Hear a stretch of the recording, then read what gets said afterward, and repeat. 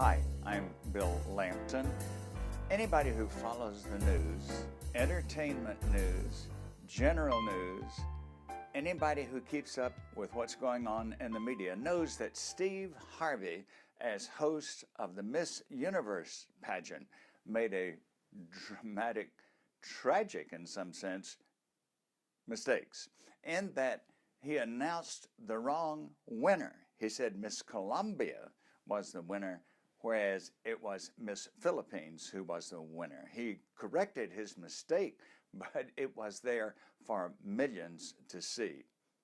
Fortunately, many people who are his colleagues and many people in the general public are tolerant and ready to forgive. Why? Because this certainly is not the first incident of this type. Go way back to 1931. Harry Von Zell was a very well-known radio personality and actor. He was emceeing an event which commemorated the birth of President Herbert Hoover. During the commemoration that he was reading, he said the name Herbert Hoover at least 20 times, but once he slipped and said President Herbert Hoover. That became a very famous blooper. Switch forward to 1969. Bert Parks was emceeing the Miss America contest. Instead of reading the correct names of the winners of the talent contest who did not move on to the finals, as he was reading the names, someone in the orchestra pit stopped him, corrected him, and said, "Wait, those are the correct states you're mentioning, but those are names from 2 years ago."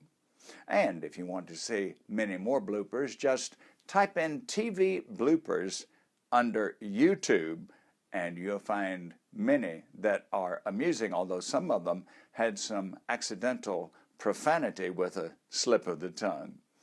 Now, I can tell you that you don't have to be famous to have this happen to you. In 1981, I was vice president of a college, and so I was emceeing an annual event honoring alumni. We said we were presenting medallions to them.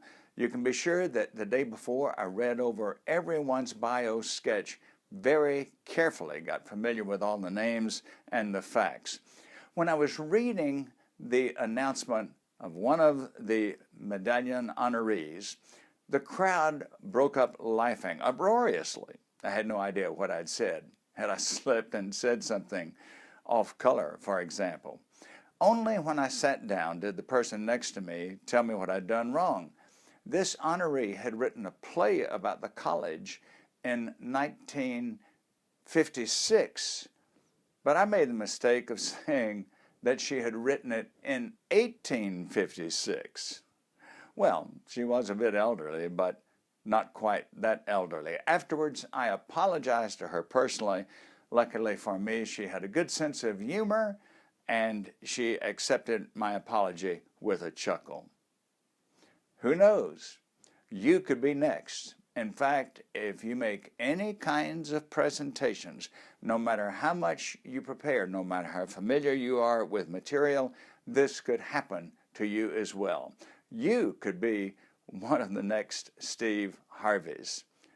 However, take heart. Have good humor about it. Laugh at yourself.